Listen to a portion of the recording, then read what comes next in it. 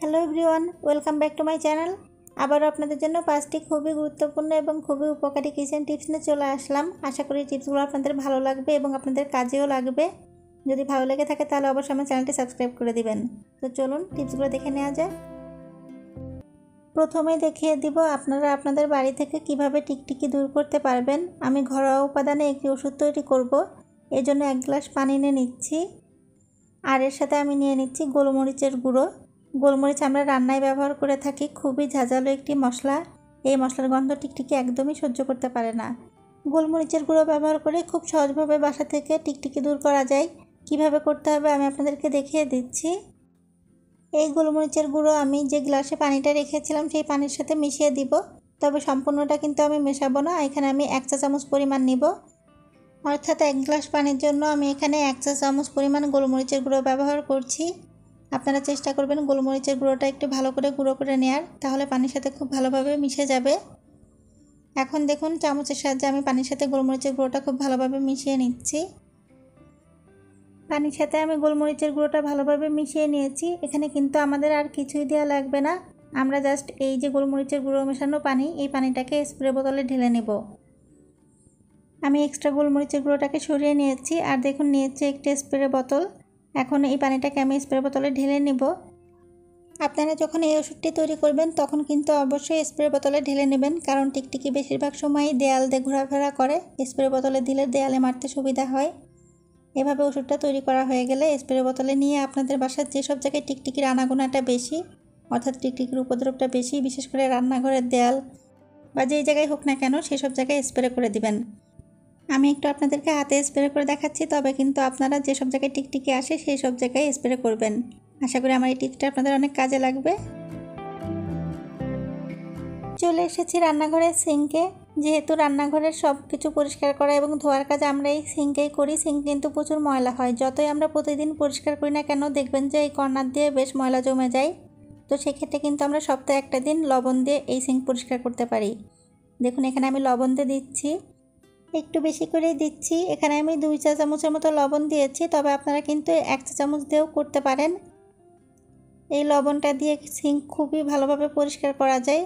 এরপরে দেখুন আমি একটি মাজুনি নিয়েছি। এই মাজুনি দিয়ে এখন একটু ঘষা দিলেই সিঙ্কটা একদমই চকচকে হয়ে যাবে।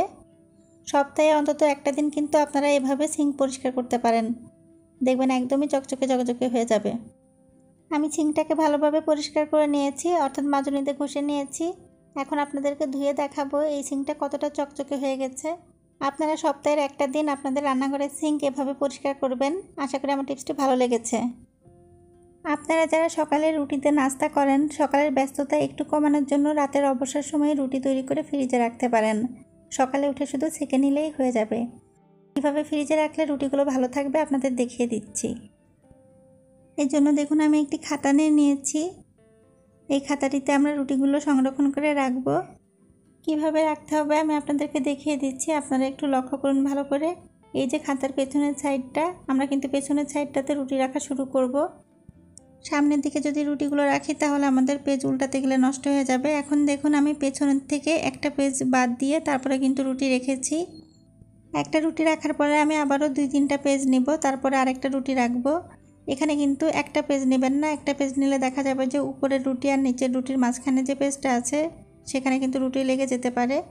তাই চেষ্টা করবেন 2-3টা পেজ ফাঁকা রেখে তারপরে রুটি রাখার। দেখুন আমি কিন্তু আরও একটা রেখেছি। ঠিক একইভাবে আবার 2-3টা পেজ পরে আরেকটা রুটি রাখছি। এভাবে করে আপনাদের যতগুলো রুটি তৈরি করে রাখার ইচ্ছা হয় ততগুলো রুটি করে রাখতে পারবেন। এরপরে এটা নর্মাল ফ্রিজে রেখে দিবেন আর সকালে উঠে ছেঁকে নেবেন। দেখবেন আপনাদের রুটিগুলো একদমই তরতাজা থাকবে, আর আপনাদের সকালের ব্যস্ততাও অনেক কমে যাবে। অনেকে আছে স্টিলের থালা বাসন ব্যবহার করে, আর স্টিলের থালা বাসনে দেখা যায় অনেক সময় একটু দাগ পড়ে যায়। তো আমি আজ আপনাদের দেখাবো স্টিলের থালা বাসন কীভাবে পরিষ্কার করলে খুব সুন্দরভাবে ঝকঝকে হয়ে যাবে। আর এই জন্য দেখুন আমি নিয়েছি লবণ। আমি এখানে 2টি উপাদান ব্যবহার করব। তার প্রথমটা হচ্ছে লবণ, আর দেখুন আমি নিয়েছি এখানে 1 টুকরো লেবু। এটা কিন্তু খুবই সামান্য 1 টুকরো লেবু। এখন এই লেবু আর লবণ দিয়ে এভাবে দেখুন লেবুটা দিয়ে আমি কিন্তু লবণটাকে ঘষে নিচ্ছি। এভাবে আমরা পরিষ্কার করে নিব, আর এখানে কিন্তু কোনো মাজুনিও ব্যবহার করছি না। এভাবে যদি আপনারা আপনাদের বাড়ির থালা বাসন গ্লাস স্টিলের যাই আছে না কেন তাই পরিষ্কার করেন তাহলে দেখবেন একদমই চকচকে হয়ে গেছে। আমি এই পাত্রটাকে পরিষ্কার করে নিয়েছি লবণ আর লেবু দিয়ে, আর একইভাবে আমি অন্য পাত্রটাও করব।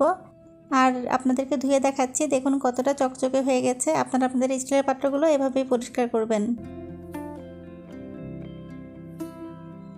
চলে এসেছি একটি খুবই গুরুত্বপূর্ণ টিপস নিয়ে। দেখতে পাচ্ছেন আমি মোজা নিয়েছি। আপনাদেরকে এখন দেখাবো দুর্গন্ধযুক্ত মোজা আপনারা কিভাবে পরিষ্কার করতে পারেন। এজন্য দেখুন আমি একটা পাত্রে পানি নিয়েছি, আর এর ভিতর দিয়ে দিলাম টুথপেস্ট, আর দিয়ে দিচ্ছি 1 চা চামচ পরিমাণ ডিটারজেন্ট পাউডার, অর্থাৎ কাপড় কাচার যে পাউডারটা, সেই পাউডারটা এখন আমি একটু মিশিয়ে নিব। আর আপনাদেরকে বলে রাখি, মোজায় কিন্তু অনেক দুর্গন্ধ হয়, বিশেষ করে যারা প্রতিদিন মোজা ব্যবহার করে, অর্থাৎ যারা শু পরে তার সাথে মোজা পরা লাগে, তখন দেখবেন মোজায় অনেক গন্ধ হয়। আমি টুথপেস্ট আর ডিটারজেন্টের পানির ভেতরে এই মোজা দিয়ে দিয়েছি, দেখতেই পাচ্ছেন। এখন আমাদের আর কিছুই করা লাগবে না। এভাবে হাত দিয়ে যদি একটু কষলে নেওয়া যায় তাহলে দেখবেন মোজাগুলো একদমই পরিষ্কার হয়ে গেছে আর এটা থেকে দুর্গন্ধ চলে গেছে। আমি একটু সময় কষলে নিয়েছি। এখন আপনাদেরকে মোজাগুলো তুলে আমি দেখাচ্ছি যে পানিটা কতটা নোংরা হয়ে গেছে, অর্থাৎ আমি কিন্তু হাত দিয়ে একটু কষলানোর পরেই দেখুন কতটা ময়লা বের হয়ে গেছে মোজা থেকে। মোজায় যেহেতু অনেক বেশি দুর্গন্ধ হয়, তাই আমি আপনাদেরকে সাজেস্ট করব আপনারা অন্যান্য কাপড়ের সাথে মোজা না পরিষ্কার করে আলাদা করে পরিষ্কার করবেন। দেখুন এখন আমি ফ্রেশ পানিতে মোজা জোড়া ধুয়ে নিচ্ছি, একদমই পরিষ্কার হয়ে গেছে। এই মোজা টিপস সহ আগে যে টিপসগুলো দেখিয়েছি, আশা করি আমার সবগুলো টিপসে আপনাদের ভালো লেগেছে। ভালো লাগলে অবশ্যই কমেন্ট করে জানাবেন।